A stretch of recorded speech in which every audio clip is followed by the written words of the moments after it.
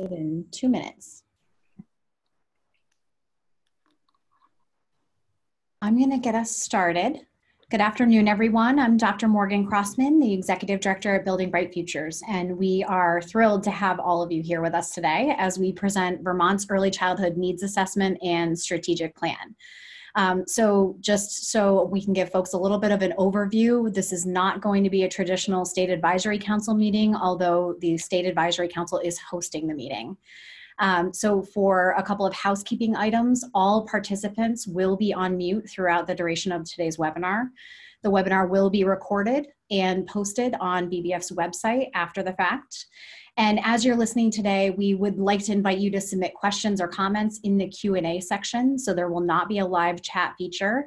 And we greatly appreciate your feedback. And unfortunately, we can't accommodate live question and answer for today's presentation, but we will use that feedback to inform the final versions of the Needs Assessment Report and the Early Childhood Action Plan update.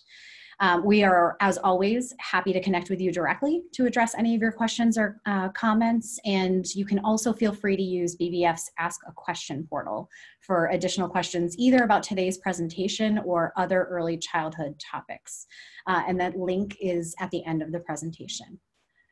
So today, I'm excited to have Representative Jessica Brumstead, who holds the House seat on our State Advisory Council, to be co-presenting with me today. Representative Brumstead is such an early childhood champion in Vermont's House, and she'll be providing some opening remarks in a couple of minutes. I'm also joined by BBF's Deputy Director, Beth Trzanski, who is going to be co-presenting some of the data today. And so for those of you who don't know Beth, she most recently co-led the Early Childhood and Family Mental Health Task Force for Vermont, and she has truly been the holder of Vermont's Early Childhood Action Plan and making sure that all of us are moving that work forward. So in terms of what to expect for today's presentation, I'm going to start by providing a little bit of background on the vision for Vermont's early childhood system. I'll outline a little of the history around Vermont's Early Childhood Action Plan and present data from the needs assessment. And it's important for me to mention that as we move through the presentation today, we're going to be referencing the field, stakeholders, we, and when we're saying those terms, we're really talking about the collective we. We're talking about early childhood leaders, including families, providers, educators, directors across the state of Vermont. Not just Building Bright Futures and not just those that are integrated or involved in BVF's networks, but really all of the folks who serve kids and families on the ground who may or may not have participated in focus groups or surveys about early childhood needs. And so when we're reviewing data, we'll present a brief overview of each of the themes. We'll present a couple of sub-themes and then a brief highlight of the supporting data. We'll also try to integrate some of COVID-19's impact within each of these themes as well. And to orient you to the actual slide deck, there will be one slide for each theme, and on the left side of the slide, you'll see the sub-themes outlined, and on the right, you'll see the data. The following slide will show you where you can find this theme as we've integrated it into the next iteration of Vermont's strategic plan, and we'll highlight one of the strategies. So I want to start by outlining the vision. So in Vermont, we have an early childhood vision to be an integrated, continuous, comprehensive, high quality system of services that's equitable, accessible, and will improve outcomes for all children birth to age 8. And this plan is really a framework for inspiring coordinated action across both public and private partners across the state of Vermont. It's based on actionable and measurable change in early childhood outcomes, and we do that by identifying goals, aligning strategies, and really working to reach those goals using common language to align those initiatives. Next slide, please. So when we look at the updated Early Childhood Action Plan, there are 4 goals that we're striving for. The first is that all children have a healthy start. Families and communities play a leading role in a child's well-being. All children and families have access to high quality opportunities that meet their needs, and that the early childhood system will be integrated, well-resourced, and data informed. Next slide. And so one of the reasons that Building Bright Futures is responsible for moving this, this action plan forward and for the needs assessment is that BBF serves as Vermont's foundational public-private partnership that's mandated by both state and federal law to be the State Advisory Council on Early Childhood for Vermont. Our mission is to improve the well-being of children and families in Vermont by using evidence to inform policy and bringing voices together to discuss critical challenges and problem solve. So really, this role involves holding the early childhood vision and continuing to move the field forward towards our strategic goals. And part of the way we do that is through 5 key mandates under Act 104. So what you're seeing on the left-hand side of your screen is our charge to convene early childhood stakeholders, to monitor the system of services, to empower families and elevate their voice, to respond to gaps in the system of services, and then to advise the governor and the legislature using all of that evidence. And so as we think about the needs assessment and the data you're about to hear today, I am really proud of my team at Building Bright Futures, who is really committed to using the most up-to-date, high-quality data to inform policy and truly serving as that early childhood neutral convener. Before we present the 2 goals for today's webinar, I want to transition over to Representative Jessica Brumstead to provide a little bit more context on her role in the legislature and the need for consistent, high-quality data.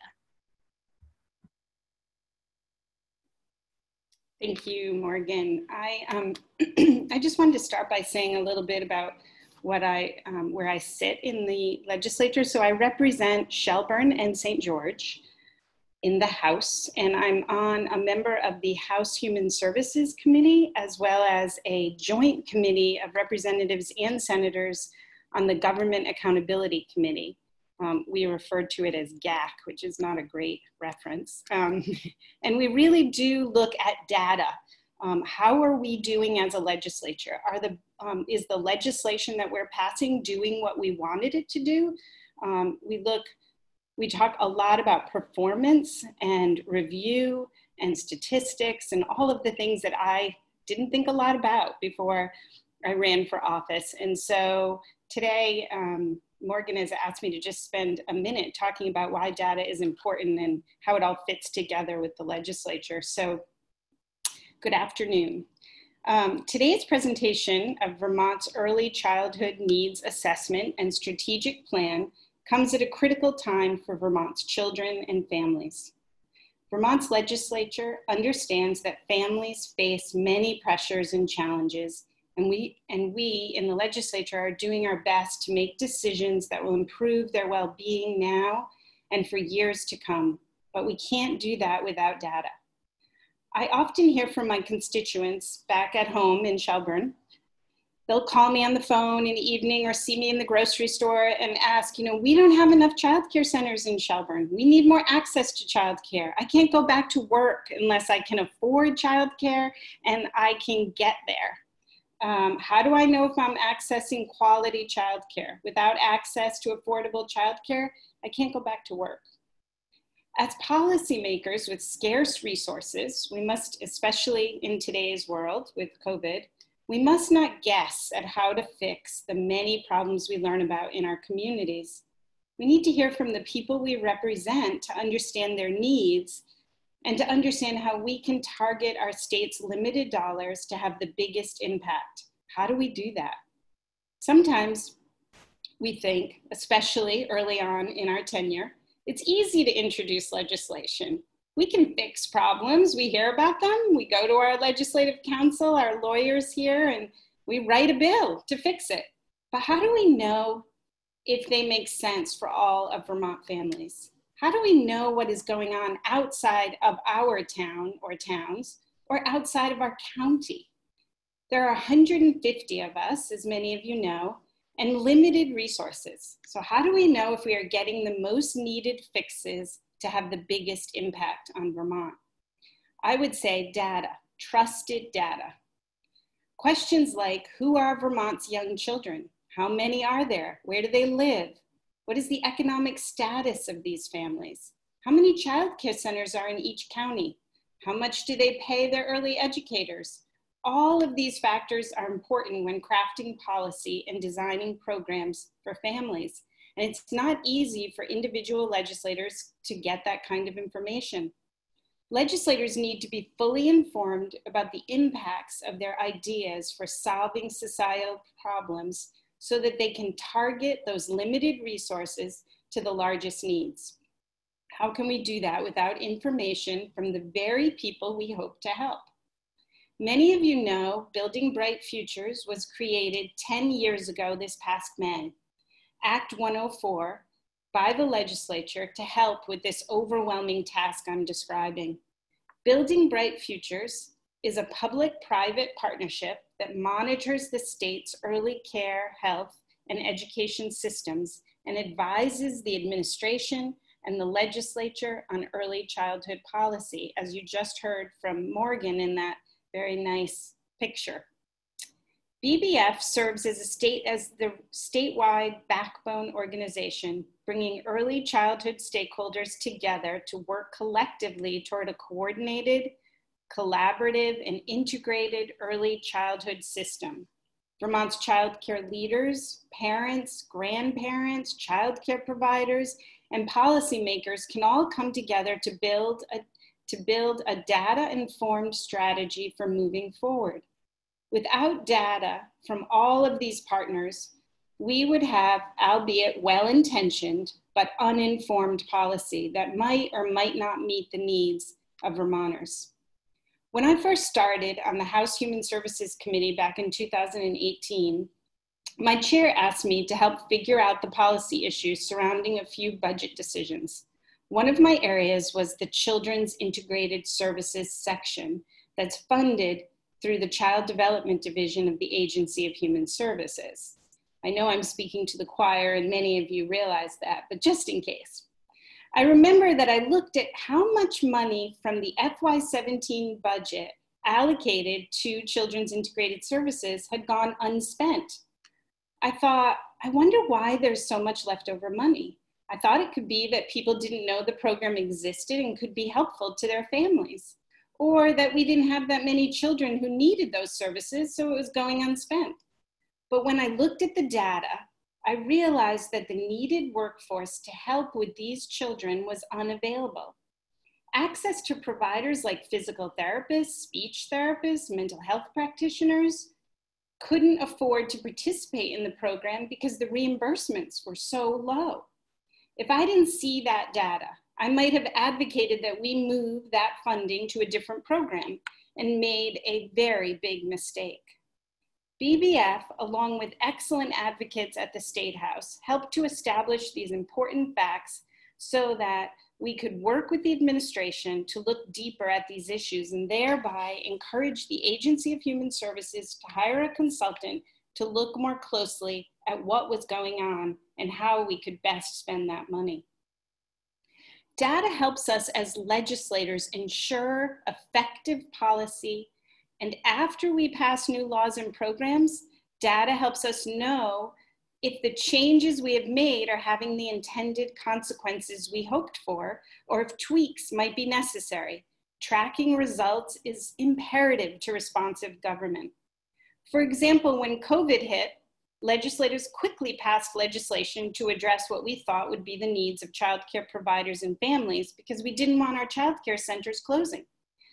BBF helped us explore if we were right with the use of surveys and Zoom get-togethers like these, asking questions like, how has COVID impacted your family's economic stability and mental health? Will you want to send your child back to childcare without a vaccine? If you are a childcare provider, will you be able to reopen? What do you need from us to safely reopen or remain open? And those questions go on. And now we are headed back into session this week. And this sort of data is going to help us to make better informed decisions on the FY22 budget. I'm proud to be a part of the BBF State Advisory Council because of the commitment to identifying, collecting, and interpreting high quality data to inform our decisions.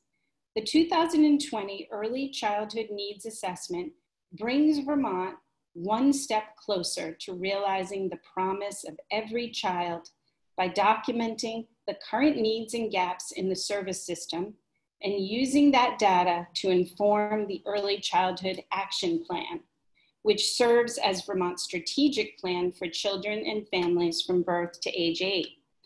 This data provides a comprehensive picture of children and families across a range of early childhood sectors and draws out some of the most important themes for us to address as we move forward. I can't imagine how much more difficult our work as legislators would be without BBF and its many partners. I'm grateful to BBF for building a data-informed strategy to talk through difficult childcare issues, important demographic material, a national overlay of statistics, and the ability to pull all this together to help inform policy decisions in the area of childcare. I only wish we could have more programs like BBF throughout state government, helping us make more informed policy on things like the environment, transportation, gun control, and healthcare, to name just a few. With all that said, I am proud to introduce the 2020 Early Childhood Needs Assessment on behalf of Vermont State Advisory Council, and look forward to tackling the challenges identified alongside you as we implement the updated strategic plan. Morgan will continue to move us forward on that. Thank you. Thank you, Representative Brumstead. It was such a kind introduction, and I would be remiss if I didn't point out, and I cannot name everyone by name, but that the role of BBF is bringing folks together, bringing data together, and we wouldn't be able to do our job and fulfill our role in the system of services without all of our early childhood partners at the state agency level, within regions, our early childhood action plan committee members, and our families. So thank you all. And we will have a more special and concrete thank you at the end. Next slide, please.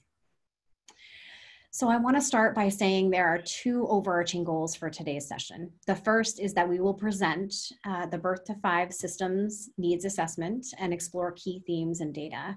And the second is really that we review those themes in the context of supporting the Early Childhood Action Plan and strategy. So we'll talk a little bit about how we're integrating that work. Next slide, please. In setting up the 2020 needs assessment, as will come as no surprise to anyone listening in today, there were three major components or factors that impacted this needs assessment. The first that we want to reference is the COVID-19 pandemic. So the events of the past 5 months have been incredibly intense. They've tested the strength of families, communities, and our entire early childhood service system. Vermont's response to COVID has evolved so rapidly in a climate of uncertainty, and we are truly grateful for thoughtful decision making, and that our statewide partners are really looking to the evidence to inform that decision making. The second is Vermont's commitment or renewed commitment to equity. And so a major event that mobilized our response as Vermonters and across the world since the start of the needs assessment was the death of George Floyd. Mr. Floyd's death brought into focus other deaths of Black individuals and people of color at the hands of police, and Vermonters began talking about systemic racism and change in brand new and rejuvenated ways. Building Bright Futures also released a statement as an organization, which stated that it's our responsibility to personally and organizationally explore implicit biases, unconscious racism, and actions that contribute to racial inequities. The personal commitment our team has made will better prepare us to be effective stewards and apply a racial equity and economic justice lens to our policies and practices in order to collectively and as an early childhood system make overdue changes for a stronger and more equitable Vermont. So you will absolutely hear more about equity throughout all of our work on the needs assessment. The third component that really impacted the 2020 needs assessment was the Preschool Development Grant and the timeline. So as many may know, Vermont was awarded the Federal Preschool Development Grant, or the Planning Grant that we like to call PDG, back in January of 2018. The Early Childhood Needs Assessment was one of the funded components that was prioritized by Building Bright Futures. However, due to delays in Vermont's acceptance of the grant, there was almost a year-long delay in being able to capture this data for the needs assessment. And yes, that is very challenging, but one of the positives out of that timeline shift was the fact that we were able to capture and highlight some of the ways that COVID has exacerbated gaps and challenges for Vermont's children and families. Next slide, please. So I want to take a minute to just provide an overview about how we compiled data for this needs assessment. We were able to contract with Newmark Associates, and their group really supported our ability to capture data from over 160 stakeholders from several sectors. So folks participated in focus groups as well as an online survey. And then we also had the opportunity to work with our agency partners to collect and compile Vermont's first ever unduplicated count of children who are receiving services. And when I say unduplicated count, what I mean is that we were able to capture the total number of children within each program who were served by home visiting, early intervention and special education, preschool or universal pre-kindergarten education, the Child Care Financial Assistance Program, Head Start, and Early Head Starts as of October 1st. And we also able to capture the unduplicated number of children who are on wait lists. And this is a really exciting component of our work in the needs assessment because Vermont hasn't been able to compile that information in the past. And we've also really catapulted our ability to document and unduplicated across program count that I'll mention in a little while. Another way that we compile data was from existing reports and data, again, leaning on our contractors, Newmark, and agency and community partners for existing data, reports, and testimony over the course of the last couple of years. Simultaneously to the early childhood needs assessment, there was also a maternal and child health needs assessment and a Head Start needs assessment. So we were able to integrate some of that data as well. In thinking about analysis, what we did was compile all of the quantitative data from our agency stewards, existing reports, but really for the purposes of description. So we didn't do any formal analyses, but really just compiling that data to say this is the number or the count of children within programs.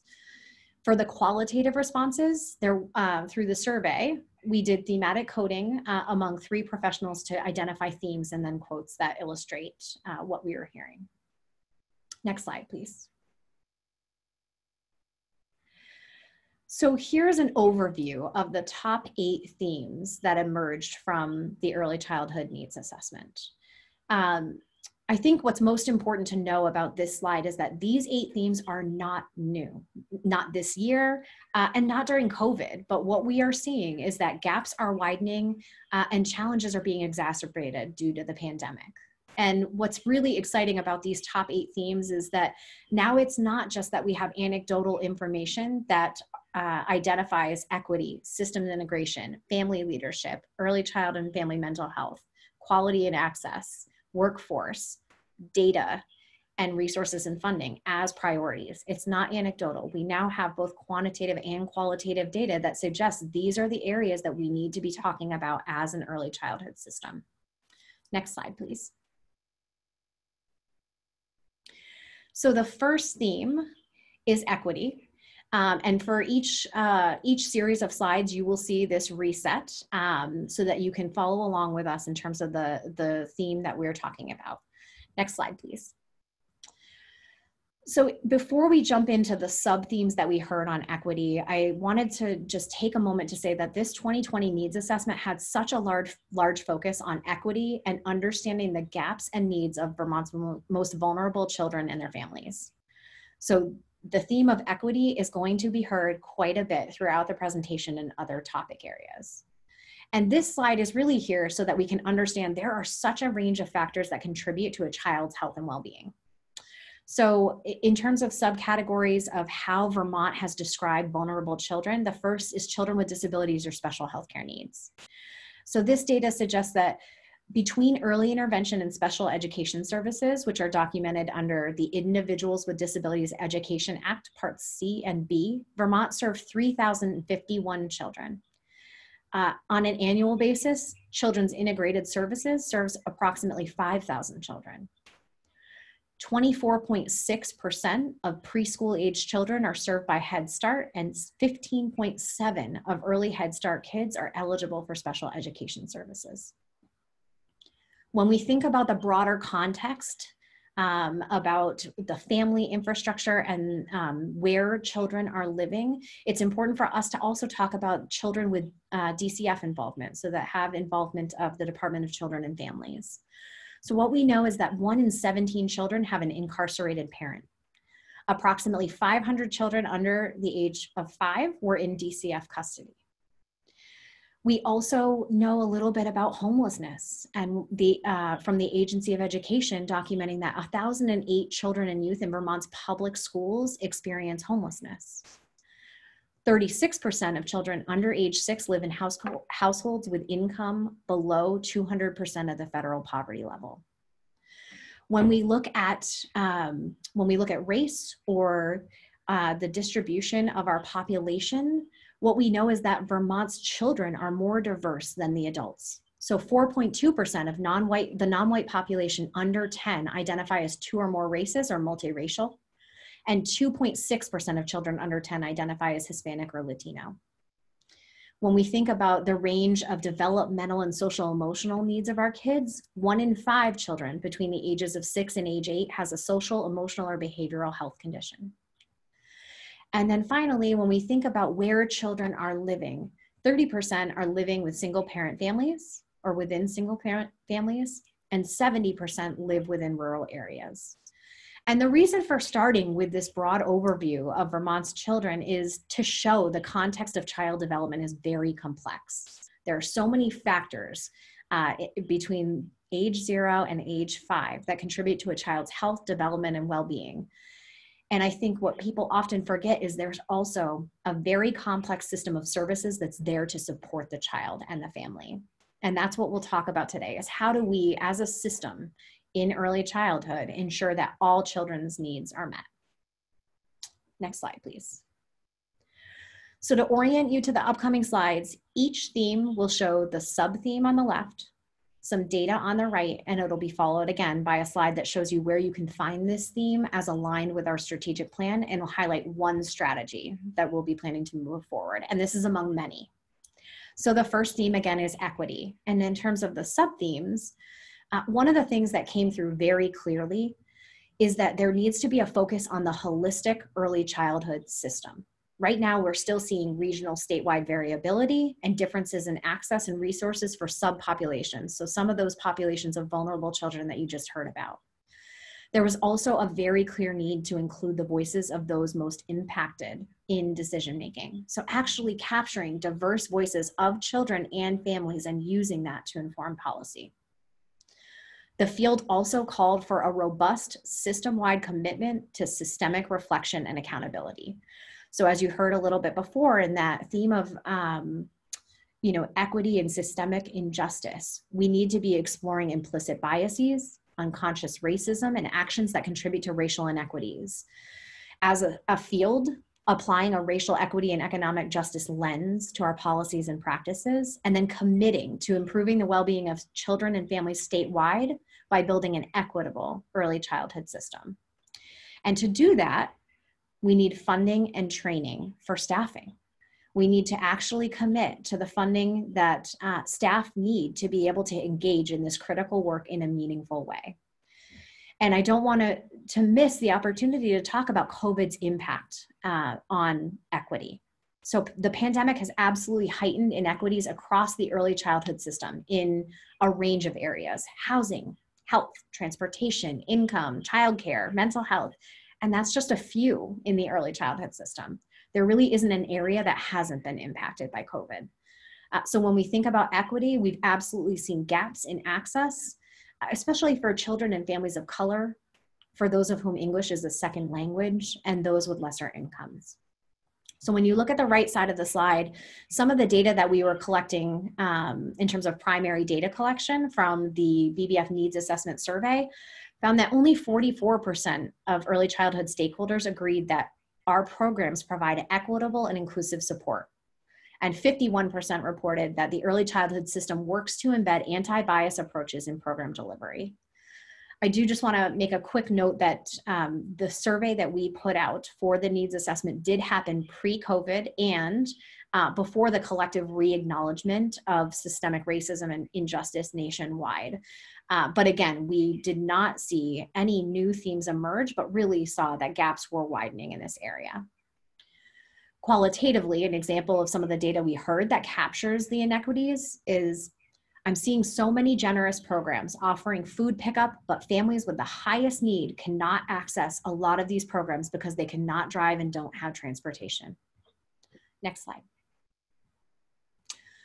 So when we think about the theme of equity in the context of our early childhood strategic plan, prioritizing equity really means that we are explicitly and intentionally changing the practices and policies that are creating better conditions for health, mental health, safety, happiness, and success, not just right now, but also for the future of kids and families. And then the strategy I want to highlight that is coming from our early childhood action plan is that we will build a system where families know where to go for help and support, and that it's provided in an accessible, culturally competent way that ensures that families are involved in identifying the care their children need. Next slide, please. So next, we're going to talk about systems integration. Next slide. Vermont's early childhood system requires so much coordination across sectors: healthcare, education, early care and learning, social services, early intervention, nutrition. Again, not naming them all, but a lot of our programs are still operating within silos. So there's often rigid funding policies or administration that makes it really challenging for families to navigate. And one of the goals that Vermont has set for itself is to align and integrate these efforts so that families have seamless transition among services. So I want to start by outlining some of the really successful and positive sub-themes here. The first is we've seen some really interesting programs where there's been success in integration. And again, not naming all of them, but to name a couple: Children's Integrated Services, Building Bright Futures, Help Me Grow, Act 166 in Universal Pre-Kindergarten, Head Start programs, and parent-child centers. Another major success that the field reported is that Vermont has developed such strong relationships and a commitment to collaboration within the early childhood arena. So we've seen so many examples in the data collected, but one example is that families were struggling with substance abuse disorder, and there was connection of that family and that child to supports and resources and special education services and really wraparound services for those families. What it shows is that Vermont really values those relationships and coordination among agencies and community-based partners, and the need for not demonizing partners and really focusing on a team-based approach. Not surprisingly, we also have a lot of challenges left in the integration realm. So the first sub-theme in the challenges is that there is a lack of data and administrative integration. So we don't see a lot of centralized intake forms. There are still challenges tracking children longitudinally over their life course and understanding how early programs impact life course outcomes or later outcomes for those children later in life. We've also heard quite a bit about the challenges that families face as they transition from one service system to another, and the challenges and the lack of continuity of care. Early childhood stakeholders called for aligned messaging. So when guidance or policies are coming out from our state agencies or decision makers at the highest level, the need to align their messages and their language so it's easily accessible and understood on behalf of the field. Siloed resources and finances is another sub-theme within this integration section. And I have to note that this is something that will also come up over the course of all of the themes you hear today. So there's siloed funding in early childhood. There's challenges when we think about aligning or identifying the full funding that's dedicated towards young children in the state of Vermont.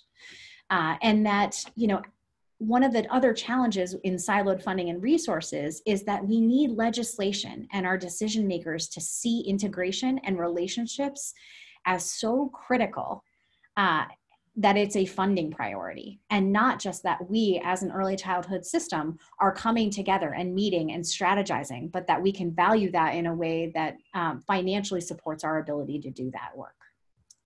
And then finally, when we think about systems integration, COVID has had an impact in some actually exciting ways, where partners have come together even more strongly at the state level and within regions to support kids and families. So the strong partnerships that the early childhood field in Vermont has established pre-COVID has allowed folks to come together for quicker strategies and taking action when the pandemic hit. And that's not to say that we have done everything perfectly and that we don't still need to work on collaboration, but we really have seen a strength in Vermont in those strong relationships. So when we look at the data slide on the right side, 90% of early childhood stakeholders agreed that positive and trusting relationships are established, not surprising. But when we talked about whether or not the system itself was well integrated, only 5.5% of those respondents said that it was very well integrated. An example of a quote that we heard that illustrates this is that early childhood educators, mental health, and medical fields are working collaboratively on many projects in the local community. Individuals are sharing resources, respecting each other's perspectives, and doing a really nice job problem solving. However, state and federal funding sources do not support the cross-sector collaboration necessary. Funding is so limited that agencies must compete against each other for minimal amounts. Collective case management and resource sharing is not valued from a funding perspective. Next slide, please. So where does systems integration show up in the Early Childhood Action Plan? We see it in Goal 4, an integrated, well-resourced, and data-informed system. And the strategy I want to highlight today that emerged is using data to promote efficiencies and streamlining systems to create a seamless experience for families. Next slide, please. So now I'm going to transition to Beth Trzanski, who's going to provide data on family leadership through workforce. Thanks, Morgan. So the third theme identified in the 2020 needs assessment and more recent surveys of providers and families is understanding the strategies and priorities around family leadership and engagement. As an early childhood system, family engagement and leadership hasn't been well defined and therefore is challenging to measure. And that is something that we're working on, but continues to be a challenge. Over the last year, there have been several initiatives prioritizing family leadership and engagement. In particular, I want to call out that the ECAP Families and Communities Committee has been conducting a PDG-funded family engagement assessment. BBF hired and trained a team of parent ambassadors from across the state and collected over 400 survey responses. We have just a sample of those responses included in our data today, and a full report will be produced in the coming weeks. I do want to share the sub-themes here. So in terms of sub-themes, there's absolutely one of the things I want to highlight is that the data clearly articulated the need for a value shift or a culture shift in prioritizing family leadership and input at all levels. As an early childhood system, Vermont needs to prioritize through funding, staff timing, and training the opportunity for families and parents to lead and be involved in decision-making and policy discussions. Families need to be seen as partners and not just engaging in the work or participating in meetings. Families also need to see their voice as critical to the conversation versus as consumers. We know that the practice of this is really challenging. However, Head Start is one example of a program with current initiatives to promote and increase involvement by and engagement of families and family members in child development and education. Other themes were barriers to participation in terms of funding and resources, as we well know, and we'll talk about more when we talk about quality and accessibility. Transportation continues to come up. Access to professional development, to be able to do family engagement well, and for parents to feel comfortable engaging as peers, around the decision-making table, and generally lack of partnership and prioritization. Those who have done family engagement well know that it is not something that is done easily, that there needs to be considerable time and energy and restructuring of how work happens, how communication happens, and we saw that in the data. In terms of COVID impacts, certainly since March, BBF has seen an increase in parent participation, and we have heard that from partners in terms of an increase in opportunities to elevate family voice. All of our meetings going online has had a surprising benefit in terms of people being able to tune in despite the distractions that happen for many of us at home. In terms of some of the data we want to share, the 2020 needs assessment data, 83% of respondents agreed that forming warm and trusting relationships with families is a primary strategy to engage families. And then one piece of data we pulled from the 2020 parent engagement assessment is that 75% of families strongly agreed that my children and I are treated with kindness and are comfortable and welcomed. That is something to be celebrated.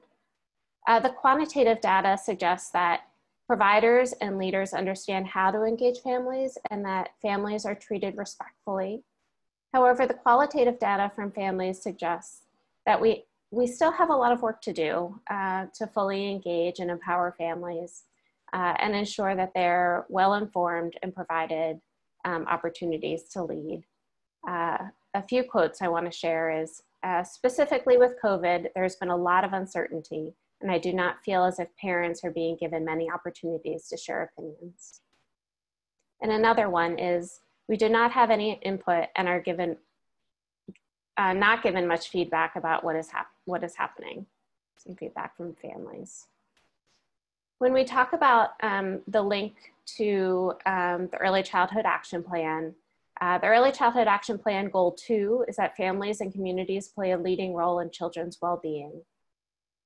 A strategy to highlight, as I've discussed earlier, is that to partner with families, understand needs and identify leadership opportunities to include parent and caregiver voice in public policy and decision-making.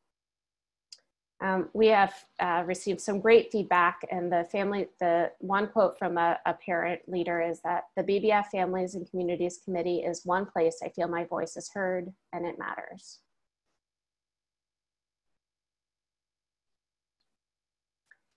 The fourth theme that I wanted to share is around early childhood and family mental health. The sub-themes is that, first of all, a clear strength is that Vermont early childhood leaders continue to prioritize early childhood and family mental health as it provides a foundation for all future development. As a system, we seek to create supportive environments and responsive relationships. Another sub-theme that has emerged is that while many successful strategies used in early childhood clearly are effective and working, both providers and families have shared examples of siloed services and system fragmentation, including how the language the field uses to talk about services for children and families is varied, confusing, and obtuse. Vermont's early childhood systems requires coordination across sectors, including healthcare, education, early care and learning, and social service and early intervention programs. This fragmentation is often due to rigid policies and funding, making it difficult for families to navigate.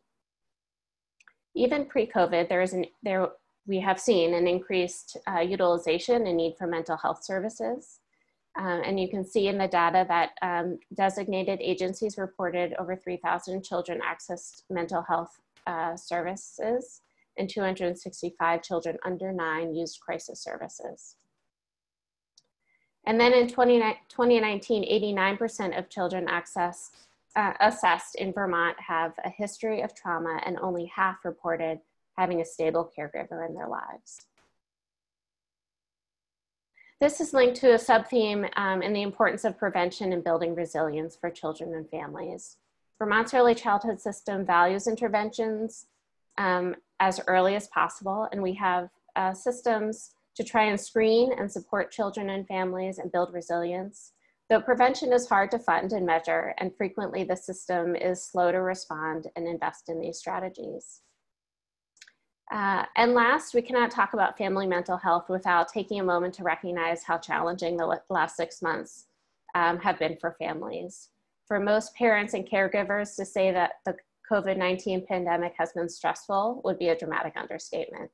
The combination of isolation, challenge to access supports, financial pressure, loss of childcare, and health concerns is exceedingly challenging for families. We are concerned for the mental health of children and families now and the potential lasting secondary effects of COVID-19. The potential long-term consequences on children from increased parental stress, anxiety, and depression are only beginning to be understood. In Vermont, communities are pulling together to support children and families the best we can, but we still are unsure what this will mean for us lasting to the future. I do want to pull out that in February, in preparation to testify to the legislature, BBF called out to parent leaders to help inform testimony. And one parent shared, we are concerned about the impact of COVID-19 and transition for young children has had on our children emotionally and physically. The unrealistic expectations of children and child cares are unacceptable. The compounded stress is really just more than families can handle.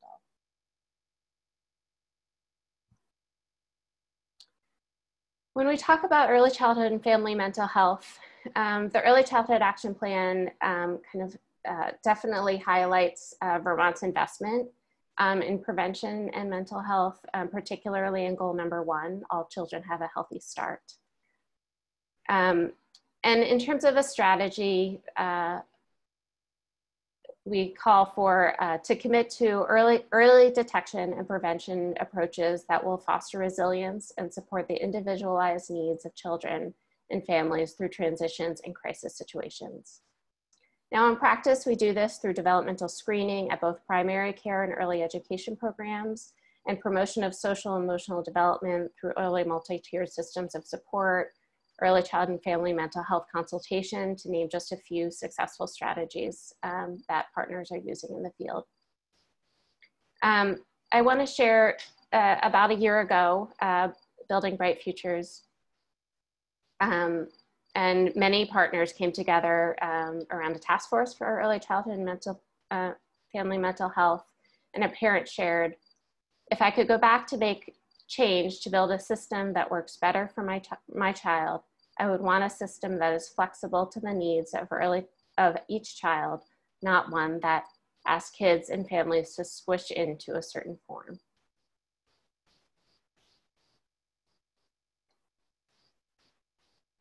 Let's move on. Our 5th theme that we want to share with you is around quality and access. Now with the Preschool Development Grant in particular, there was a focus on the 0 to 5 system. And so the needs assessment had a number of questions that really focused on this issue. And the sub-themes that I want to share in this around quality and accessibility is that, first of all, we have so much to celebrate. That a strength of our system is that there are many high quality and accessible programs, and we have so many committed people caring for our children in many different ways. One of the strengths is that we have what's called a mixed delivery system, where families have choice on where their child goes to access early education, whether it's with a family childcare provider at a private center or a public preschool. And one of the priorities for the Preschool Development Grant was to identify how to strengthen this system. Another strength are that there are multiple public programs that contribute to increase access and affordability, childcare financial assistance, specialized childcare, to name a few, Children's Integrated Services, Head Start, Help Me Grow, Childcare Resource and Referral. There are many programs that have public investment, to try and offset the costs, though we know that those need further investment. One sub-theme is an existing gap that early education programs, in terms of the data indicates, are only somewhat accessible, and gaps and challenges still exist to create enormous inequities for certain populations. We are well aware, and the needs assessment confirmed, that the childcare capacity remains a huge need. This is not a surprise, but certainly the data reconfirms that, especially for infants and toddlers, large gaps and challenges for vulnerable populations. When you look at the data, pre-COVID, 62% of infants lack access to a childcare provider, and up to 89% in rural areas. From a June Child Development Division survey of regulated childcare, including family childcare homes, center-based public preschools, and after-school programs, found that only 50% of childcare spaces were utilized in summer programs. And then only 2% of reporting programs were closing, and however, 25% of children attending reporting programs in the summer at new to care and have not attended a childcare program previously, which is very interesting, that there seemed to be a huge transition in terms of what children were actually accessing care as childcare is reopened, and there had been a parent shuffle in which families had not previously had access or needed access, and now do. So that is interesting. And 55% of families of children with special needs report challenges accessing special education services during the stay-at-home, stay-safe order. I want to share a quote.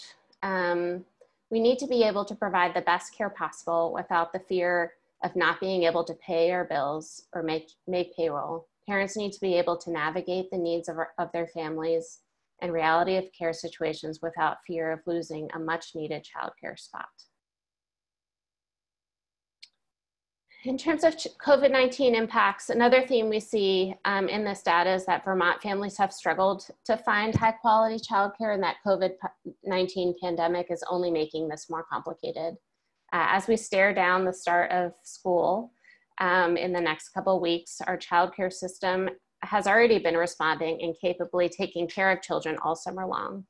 Some of the considerations we see in the data are, first of all, the unique challenges we currently face with remote and hybrid education and the needs of working families, including those educators with children themselves. The Agency of Education reports that approximately 80% of schools will operate in a hybrid status this fall, with 78% operating in person or a 2-day-a-week schedule. Childcare is certainly critical to the social emotional development of infants and children, and the need for emergency childcare, as we saw for essential persons, became a high priority this spring. And as time has gone on, we've seen the importance of childcare and all working families being able to return to work. This is something that is on top of mind for many families who are just finding out what their schedules will be for this fall and trying to figure it out, both for their younger children as well as their school-age children. This is a new challenge. And now when we talk about reopening schools, the discussion's really about how to ensure that there are safe spaces for children to thrive in their development and learning. This is really only part of the narrative. The focus must be on what's best for kids and families, starting with health, safety, mental health, and social emotional supports. I just want to point out a few other things related to COVID-19. One is around connectivity.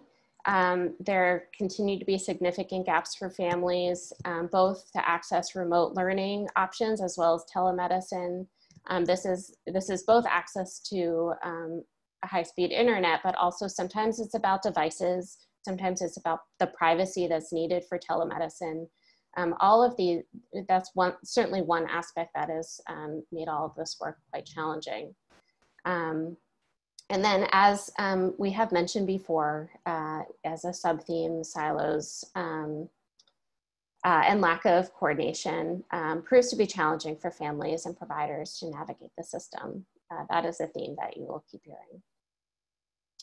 When we talk about the link to the Early Childhood Action Plan, this links to Goal 3. All children and families have access to high quality opportunities that meet their needs.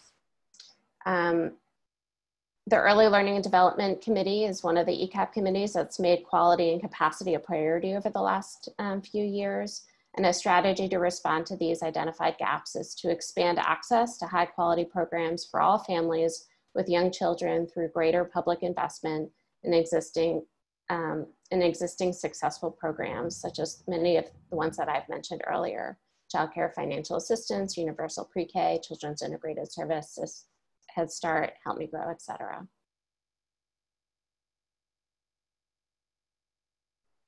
The next theme that I want to highlight, we are moving through these themes, is around workforce. Now, workforce is, of course, very linked to high quality childcare and early childhood programs. The 2020 needs assessment had a large focus on workforce as it relates to our ability to build a robust system for children and families. So let me share with you some of the sub-themes we heard there. Certainly well-trained, highly committed staff are our goldmine when we are able to identify, hire, and retain the staff. These folks are what many of you on the call, what make the world go round. However, there's not enough workforce, both when we're talking about early educators as well as early childhood mental health experts and those working for children's integrated services, special education, etc. In early education, there have been efforts to stabilize workforce by increasing wages and professionalizing the workforce, and these are promising practices and areas for investment that we will continue to talk about and call for investment. As well as another sub-theme is that Vermont early childhood and higher education partners have been very creative in building collaborations to offer professional development in strategic and affordable ways. And the data really indicated that more of that is needed to be able to attract and retain a qualified workforce. When we talk about gaps and opportunities related to workforce, I'll start with qualifications and standards. The needs assessment data confirms a lack of trained staff specifically for childcare, mental health, and those with specialized training, particularly in trauma and social emotional development. Only 2% of respondents to the 2020 needs assessment reported the workforce is well equipped to meet the needs of Vermont children and families. Now, I do want to point out that when we say the workforce is well equipped, this is above and beyond training or skill level. We're talking about the resources to be able to support the needs of the population being served, which, as we've heard, have mounting challenges amid a complex system. The next gap and sub-theme is around compensation. This will not come as a surprise that the needs assessment data indicate low wages, lack of health insurance, and high cost of living are huge barriers to hiring. One provider reported, the early education workforce is extremely fragile. We are expecting people to do this work with very little pay and rising educational expectations. While a professionalization of the workforce is important, the wages are not keeping pace with the expectations. Professional development was certainly a sub-theme when we're talking about workforce, and that access and affordability to professional development add to these challenges to recruit and retain staff into the early childhood field with ongoing expectations. And last, I want to share that understaffing impacts programs, capacity and quality. That programs report understaffing is a limiting factor to serve their full potential capacity. In 2018, CDD reported there were 8,345 individuals working in regulated care in positions that work directly with children.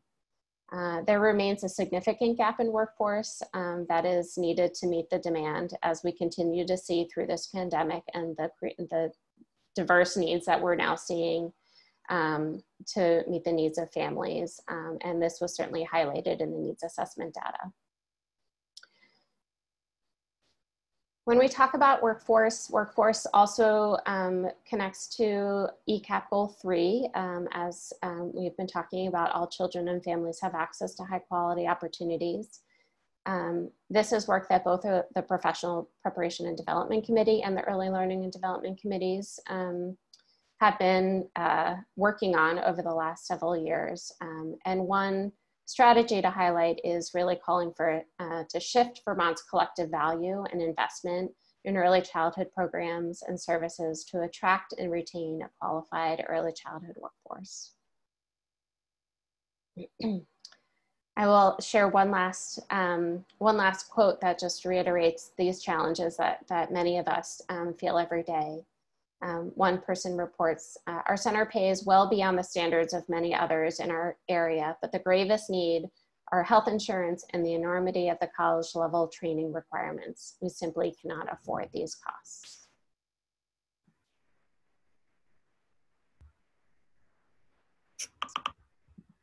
All right, I'm going to hand this back to Morgan to share the last two themes that we heard. All right. Well, thank you all. For those of you who are still here, it's so much data. We recognize that it's so much information, and we will have even more in-depth information in the report that's forthcoming. But the seventh theme is high quality data. Next slide, please.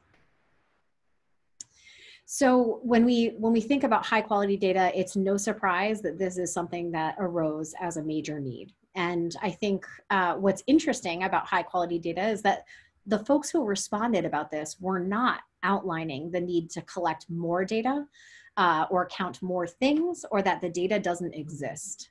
Instead, what we heard is that the sub-theme is really focused on prioritizing resources, integrating the existing data, creating a data culture and literacy, and then the need for a data infrastructure or strengthened data infrastructure.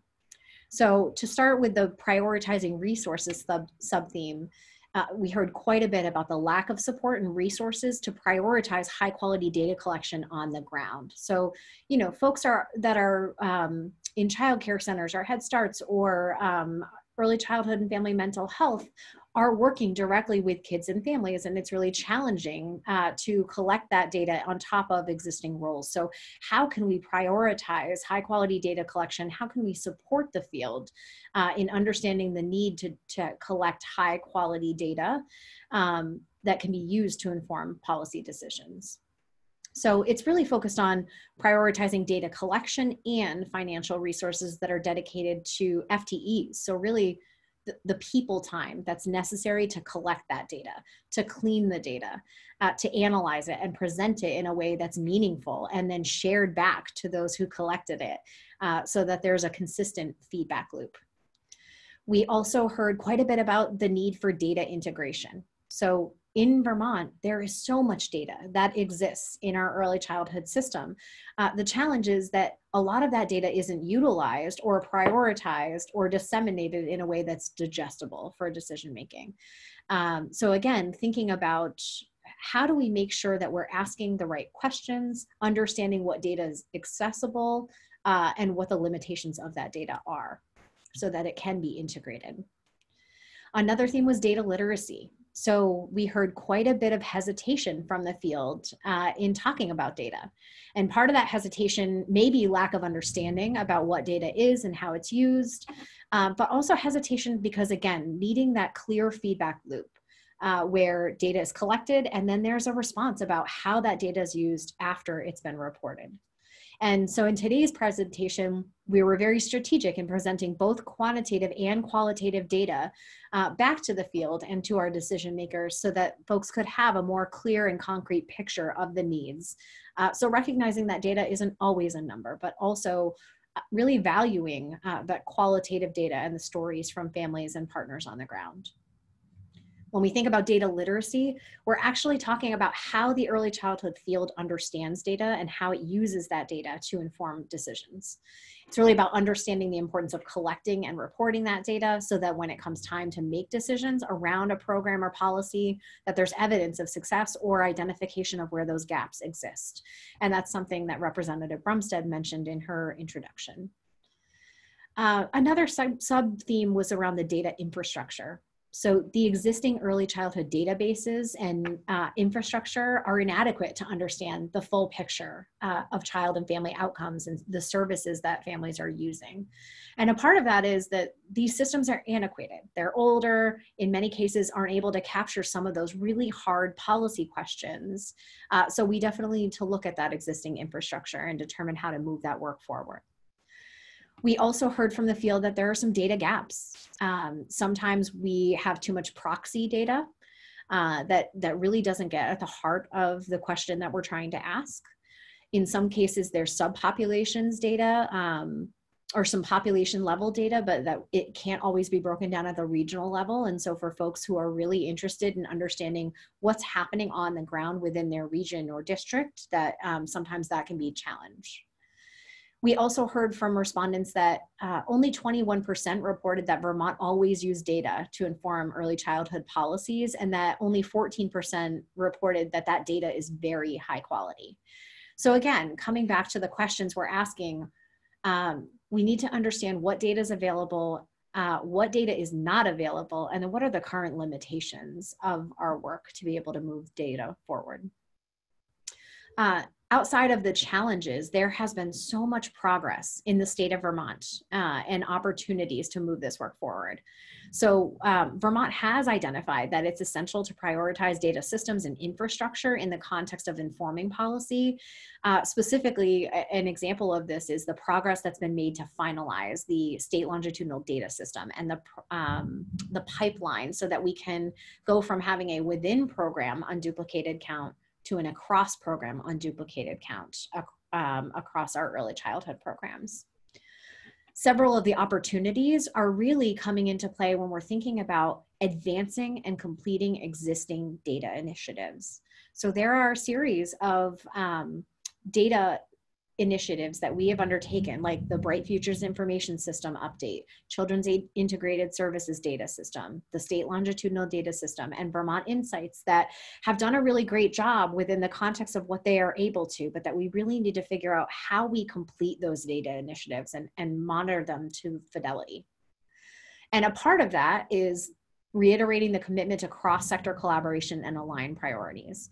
So the mechanisms that the needs assessment identified that may be able to do that are the Early Childhood Data Governance Council and the Building Bright Futures Data and Evaluation Committee that can really be used to identify and elevate data gaps and priorities. Another sub-theme was ensuring data literacy. And again, I talked a little bit about data literacy earlier, but the importance and really leaning into the importance of high quality data collection, how we're reporting it, and then integrating it into our daily, weekly activities, and having some more unified implementation.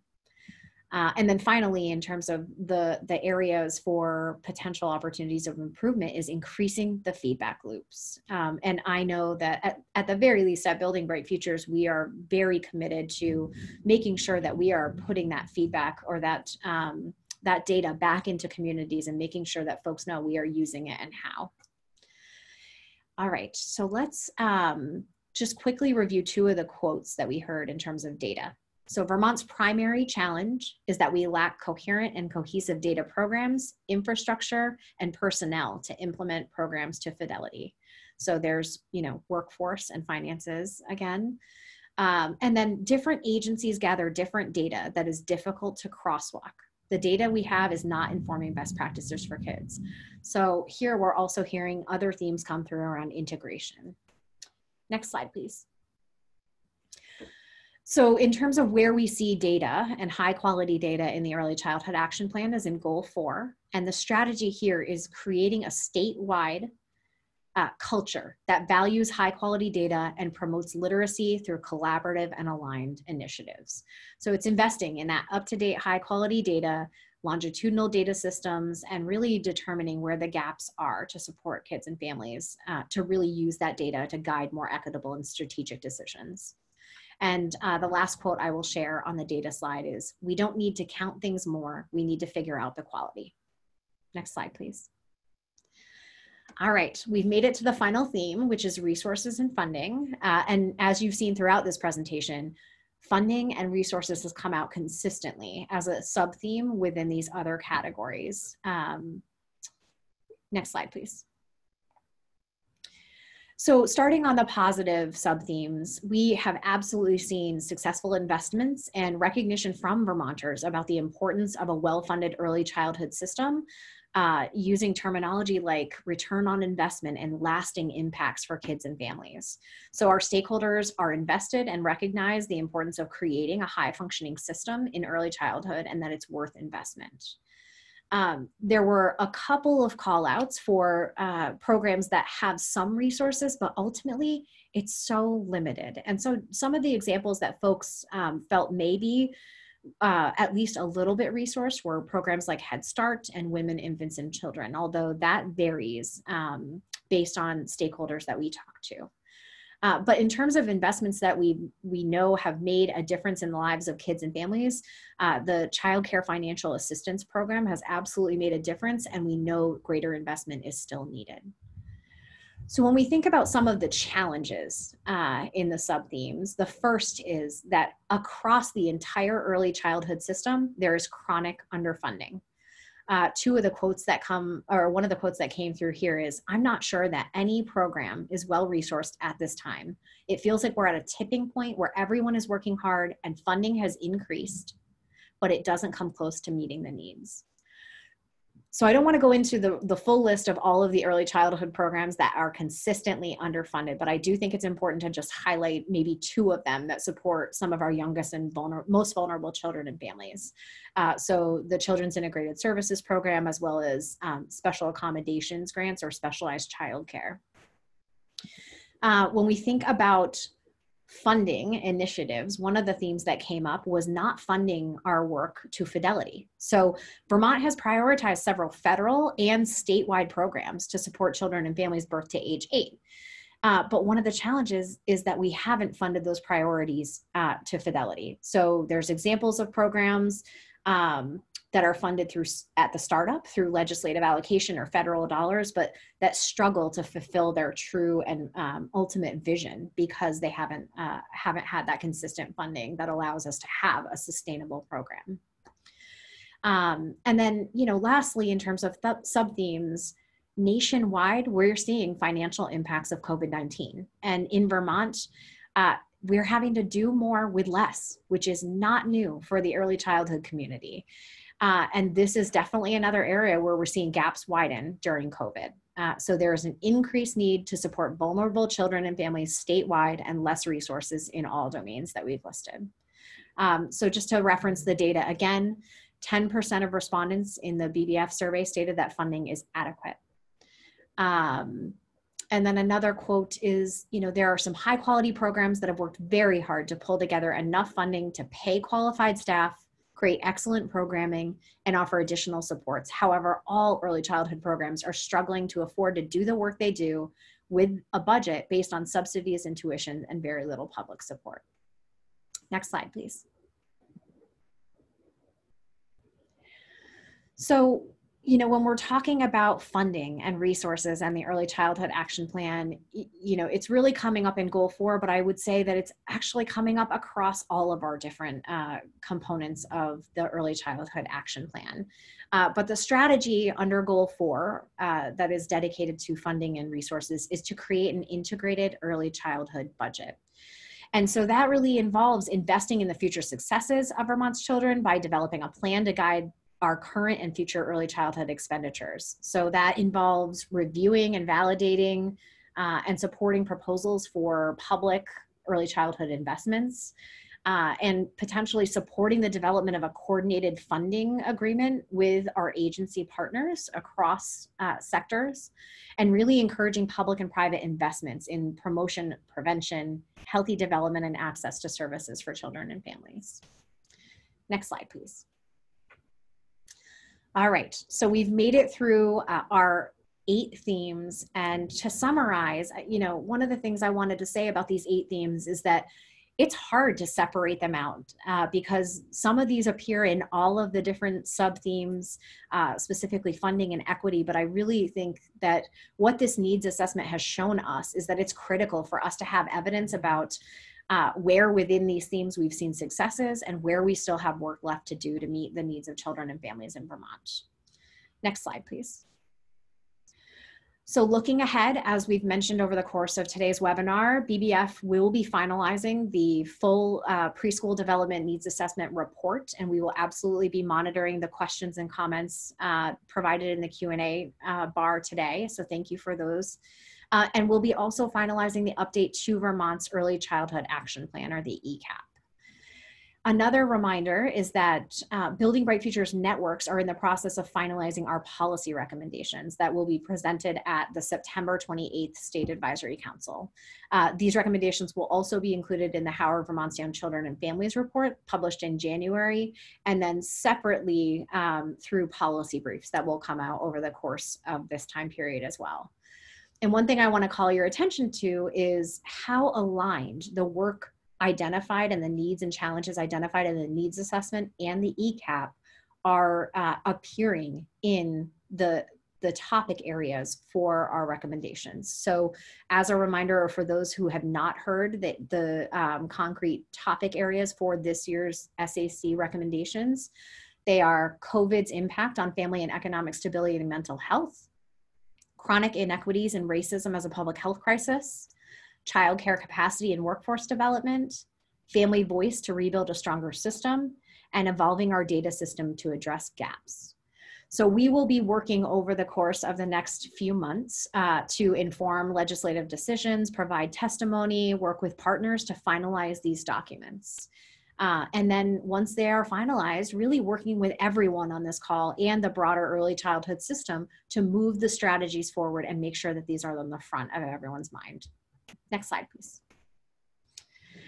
So although some of these documents are forthcoming, I did want to highlight some action steps that can be done right now. So the first is that we all commit to cross-sector public-private partnership and really strengthening these relationships. Another is to keep asking hard questions about equity, diversity, social justice, and inclusion, and keeping that on the front of everyone's mind as you're making decisions, as you're reviewing data or serving kids and families.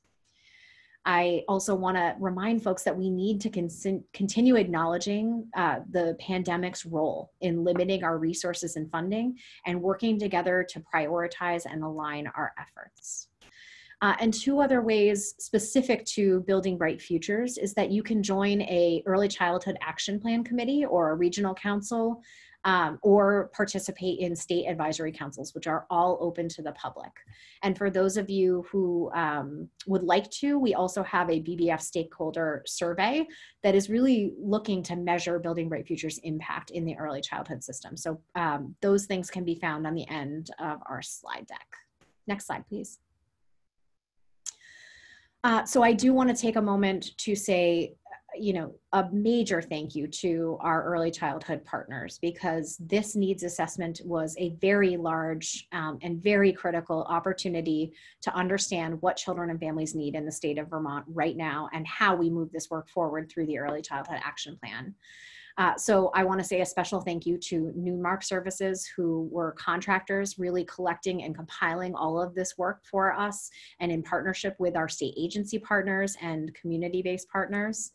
The State Advisory Council, who has been monitoring this progress all along, our Early Childhood Action Plan committees and regional councils, for all of those partners who are really coming together to collectively create this vision, compile data, and developing and carrying this strategic plan as we move forward. So thank you all for your continued commitment to Vermont's children and families.